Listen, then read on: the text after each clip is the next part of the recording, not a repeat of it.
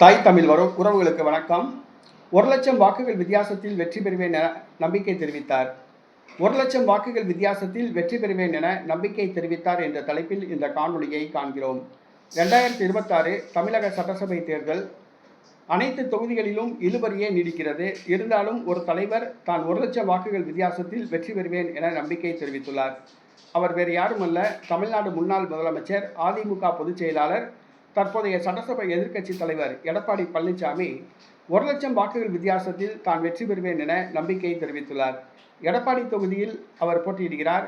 அவரை எதிர்த்து போட்டியிட்ட தமிழக வெற்றி கழக வேட்பாளர் எடப்பாடி பழனிசாமியிடம் பெட்டி வாங்கி கொண்டு மாயமானார். ஆக தமிழக வெற்றி கழக வாக்குகள் அனைத்தும் எடப்பாடிக்கே கிடைக்கும் என எதிர்பார்க்கப்படுகிறது. எடப்பாடி தொகுதியில் எடப்பாடிக்கென செல்வாக்கு உள்ளது.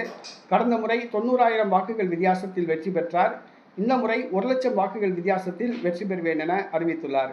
இந்த முறை திமுகவுக்கு எதிரான அலை அவருக்கு கை கொடுக்கும் என எதிர்பார்க்கப்படுகிறது. எடப்பாடியை வீழ்த்த பல்வேறு வியூகங்களை திமுக எடுத்து வருகிறது. ஆனால் அவை பின்னடைவையே சந்திக்கின்றன.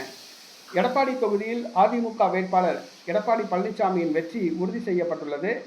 அவர் 1,00,000 வாக்குகள் வித்தியாசத்தில் வெற்றி பெறுவேன் என அறிவித்துள்ளார். இது அதிமுக தொண்டர்களுக்கு பூஸ்ட் கொடுக்கப்பட்டுள்ளது போல் உள்ளது.